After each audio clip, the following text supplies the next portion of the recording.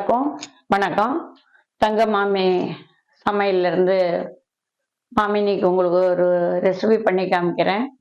முள்ளு முறுக்கு இது எல்லாரும் பண்றா, உங்களுக்கும் தெரியும். இருந்தாலும் இன்னைக்கு நாங்க எப்படி அந்த காலத்துல சாமான் போட்டு கல்யாணங்களுக்கு பண்ணினோம் அப்படிங்கிறது உங்களுக்கு நான் இன்னைக்கு அளவு சொல்லி அதை நான் பண்ணி காமிக்கிறேன். இப்ப தேவையான பொருள் என்னன்னு பார்க்கலாம். கடலைப்பருப்பு, பாசிப்பருப்பு, மாவரிசி, பச்சரிசி, ஏலக்காய், உப்பு, எள்ளு, வெண்ணெய், பொரிக்க தேவையான எண்ணெய். இதுக்குண்டான சாமான்கள் இவ்வளவுதான். இது அளவு வந்து ஆழாக்கு எடுத்திருக்கேன். நீங்க வீட்டுல ஆழாக்கு இருந்தா வச்சுக்கலாம், இல்ல டம்ளர் அளவு வச்சுக்கலாம், இல்ல கிராம் அளவு வச்சுக்கலாம், உங்களுக்கு எப்படி வேணாலும் வச்சுக்கலாம். இதுல வந்து கடலைப்பருப்பு ஒரு ஆழாக்கு,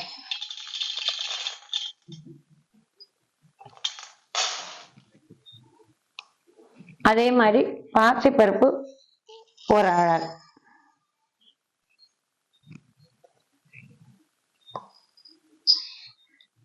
இப்ப இது ரெண்டையும் நான் தனித்தனியா வறுத்துட்டு இதுக்கு எவ்வளவு அரிசி போடுறதுன்னு உங்களுக்கு சொல்லி காமிக்கிறேன்.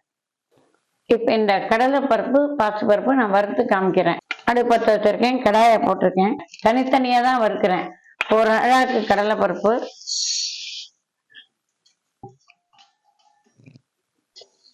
சிம்ல தான் வச்சிருக்கேன் அடுப்ப. ரொம்ப இது வந்து வறுக்கணுங்கிறது இல்ல. இப்படி எடுத்தோம்னா நம்ம கை நல்ல சூடு இருந்தா போறோம். ரொம்ப சிவக்க வறுத்தோம்னா முறுக்கு வந்து ரொம்ப சிவந்து போயிடும். அதனால இது சிவக்க வறுக்க கூடாது. லேசா வாசனை வரணும். அடுப்பையும் லேசா வச்சுக்கோங்க. இது இப்ப கைக்கு சூடு ஏறுறது. இப்ப இது லேசா வாசனை வர ஆரம்பிச்சிருச்சு. இப்ப நம்ம கைக்கு எடுத்தோம்னா நமக்கு சூடு போறோம். கையில பொறுக்க முடியாத அளவு சூடு இருக்கு. இப்ப இதை வந்து நான் தட்டுல மாத்திக்கிறேன்.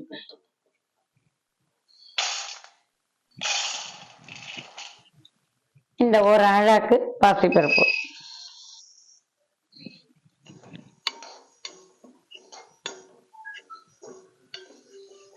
இதை இப்ப மறுபடியும் இந்த கடலைப்பருப்பை எடுத்துட்டு அடுத்தது தனியா தான் வறுக்கிறேன். அடுத்தது பாசிப்பருப்பு இந்த சட்டியில போட்டிருக்கேன். அதே மாதிரிதான் இதையும் நீங்க அடுப்பை பெருசா வைக்காம கொஞ்சம் நிதானமா வச்சுட்டு, ரொம்ப வறுக்க வேண்டாம். நம்ம கை சூடு தாங்குற அளவு சுருக்குன்னு இருந்தா போறோம்.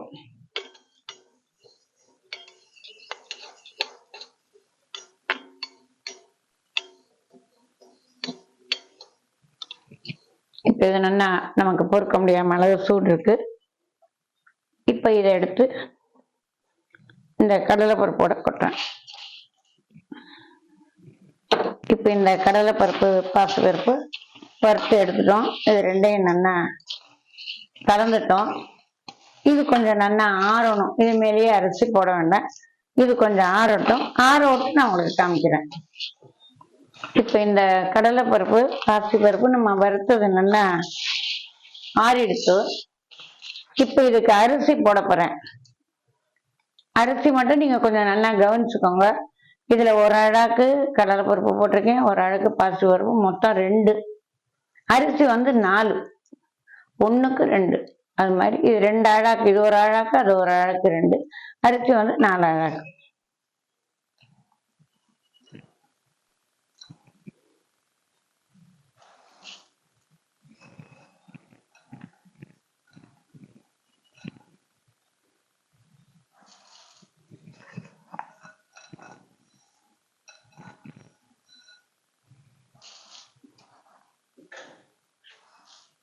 நல்லா இருக்கு. இப்ப இது எல்லாத்தையும் நல்லா ஒண்ணா கலந்துக்கிறேன். நாங்க வந்து கல்யாணங்களுக்கு எல்லாம் பண்ணும்போது ஏலக்காய் பொடி எல்லாம் தனியா சேர்க்கறது இல்ல. எங்க பாட்டியவாள்லாம் வந்து ஏலக்காய் இதோட போட்டுதான் அரைச்சுட்டு வருவார். அது மாதிரி நான் முழு ஏலக்காய் 10 வச்சிருக்கேன். அந்த ஏலக்காயை நான் இதுலயே போட்டுறேன். இது எல்லாமே இப்ப நல்லா ஆறி போச்சு. இப்ப நான் இதை கொண்டு மிஷின்ல கொடுத்து இதை அரைச்சுன்னு வந்துட்டு மாவு உங்களுக்கு காமிக்கிறேன். இப்ப மிஷின்ல போய் இந்த மாவு அரைச்சுன்னு வந்திருக்கோம். நைஸா அரைச்சிருக்கோம். சில நைஸாக அரைச்சி கொடுங்கன்னா அவளை அரைச்சி கொடுப்பேன். ஆனாலும் இதில் நம்ம வந்து முழு ஏலக்காய் போட்டிருக்கோம். அந்த தோலுகள் திப்பி இருக்கும். எந்த மாவு நீங்கள் மிஷினில் அரைச்சாலும் சலிக்கணும். இப்போ இதை நான் சலிச்சுட்டு பிசைய போகிறேன். சலிச்சுட்டு கொண்டு வரேன். இப்போ இந்த அரைச்சிட்டு வந்த மாவை நான் சலிச்சு வச்சுருக்கேன். இப்போ இதுக்கு வந்து உப்பு போடுறேன். இதுக்கு வந்து உப்பு ஜாஸ்தி போட மாட்டோம். இது ஒரு இனிப்பு சுவையோட ஏலக்காய் வாசனையோட இது ரொம்ப நல்லா சாப்பிட இருக்கும். இதுக்கு அதனால இதில் 2 ஸ்பூன் போட்டிருக்கேன். நீங்களும் பார்த்துட்டு போட்டுக்கலாம். எள்ளு வந்து இதுக்கு வாசனையை கொடுக்கும். அதனால எள்ளு போடுறேன். கல்யாணங்களுக்கு பண்ணும்போது எள்ளு போட மாட்டோம். ஜீரகம் மாற்றிக்கலாம். இதுக்கு பெருங்காயம் கிடையாது. ஏலக்காய் போடுறதுனால பெருங்காயம் போட மாட்டோம். இப்போ இந்த 200 கிராம் வெண்ணெய் எடுத்து வச்சிருக்கேன் இந்த மாவுக்கு. இதை நான் இப்போ போடுறேன்.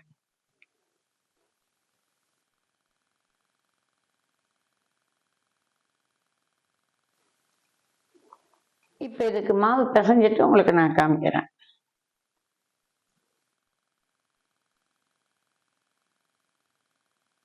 இப்போ இந்த மாவு வந்து எள்ளு, உப்பு, வெண்ணெய் எல்லாம் போட்டு பிசைஞ்சிருக்கேன். ஏற்கனவே ஏலக்காய் போட்டிருக்கோம். இந்த வாசனையோட அந்த மாவு ரொம்ப நல்லா இருக்கு. அப்படியே பச்சையாகவே சாப்பிடலாம்னு தோணும். இது அடுப்பில் இப்போ கடாய் எடுத்துருக்கேன். இப்போ வந்து எண்ணெய், நான் கடலை எண்ணெய் வச்சுருக்கேன். தேங்காய் எண்ணெய் இதுக்கு ரொம்ப நல்லா இருக்கும். தேங்காய் எண்ணெய் ஒத்துக்காதவா கடலை எண்ணெய் வச்சுக்கலாம். தேங்காய் எண்ணெய் பிடிக்கிறவா தேங்காய் எண்ணெய் வச்சுக்கலாம். ரீஃபைண்ட் ஆயில் வேணுங்கிறவா வச்சுக்கலாம். உங்களுக்கு வீட்டில் என்ன உபயோகப்படுத்துறீங்களோ அதை பண்ணிக்கலாம்.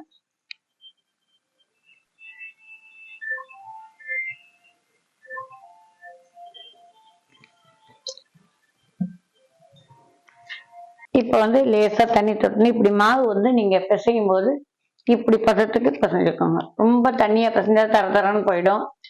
ரொம்ப கெட்டியாக இருந்தாலும் உரல்ல விழுகாது. அதனால இது மாதிரி நீங்கள் பண்ணிக்கோங்க. இந்த மாதிரி இருக்கணும் மாவு நல்லா கெட்டியாக.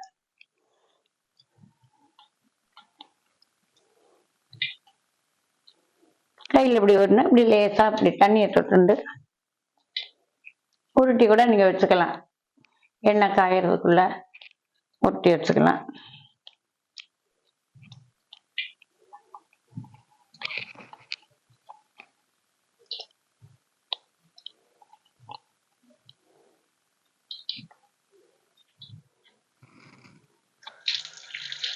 இப்போ எண்ணெய் நல்லா காஞ்சி போச்சு.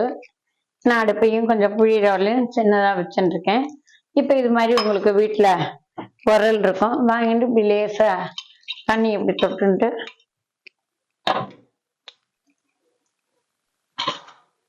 இப்போ இந்த மாவை போட்டு நான் உங்களுக்கு புழிஞ்சு காமிக்கிறேன்.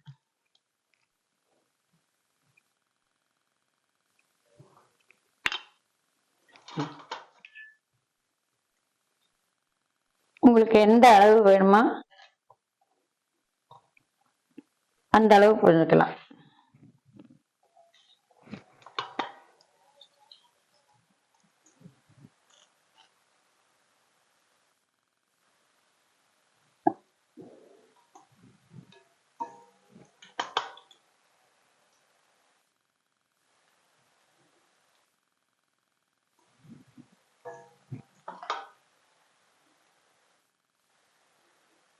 இப்ப அரைவேக்காடு எப்பவும் போல அரைவேக்காடு தான் எடுக்க போறேன். நீங்க எல்லாம் கேட்டிருந்தீங்களே எதுக்கு அரைவேக்காடு எடுக்கிறதுன்னு 10 பேர் கேட்டிருந்தா. அரைவேக்காடு நம்ம எடுத்தோம் அப்படின்னா எல்லாம் ஒரே சீரா வேக விடலாம், நிறைய போடலாம்.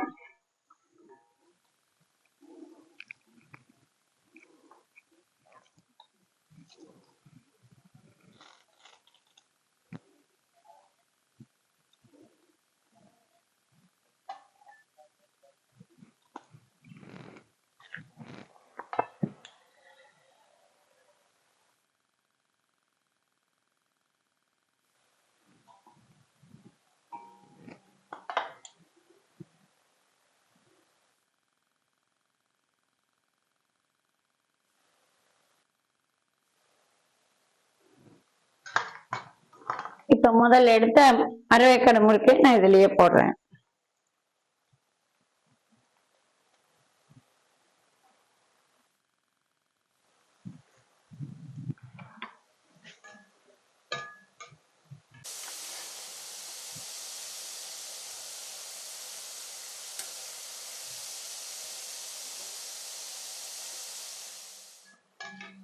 இப்ப இந்த முறுக்கு நல்லா வெந்து போச்சு, எல்லாம் மிதந்து மேல வருது எண்ணெயில இருந்து. இது சிவக்காது, ஏன்னா நம்ம பருப்பெல்லாம் லேசா சூடு பண்ணி தான் வறுத்துருக்கோம்.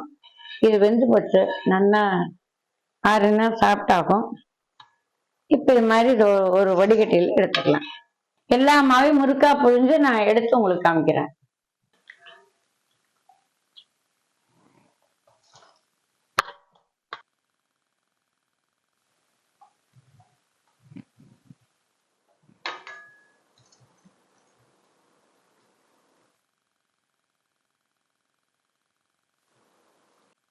இப்ப எல்லா முறுக்கையும் நான் புழிஞ்சிட்டேன், அடுப்பு அணைச்சிட்டேன். இப்ப இது எல்லாத்தையும் எடுத்து தட்டுல வச்சுட்டு உங்களுக்கு காமிக்கிறேன். இப்ப இந்த சுவையான முள்ளு முறுக்கு ரெடி. நீங்களும் வீட்டுல எல்லாம் பண்ணி பாருங்க. இப்ப இந்த அளவுக்கு 40ல இருந்து 50 வரையிலும் முறுக்கு வரும். உங்களுக்கு ஒண்ணா பண்ண முடியலன்னா ஒரு டம்ளர் கொஞ்சமா போட்டு கூட பண்ணி நீங்க வச்சுக்கலாம், மீதி மாவு பத்திரப்படுத்தி வச்சுக்கலாம். இந்த முறுக்க நீங்க எல்லாரும் வீட்டுல பண்ணி பாருங்க.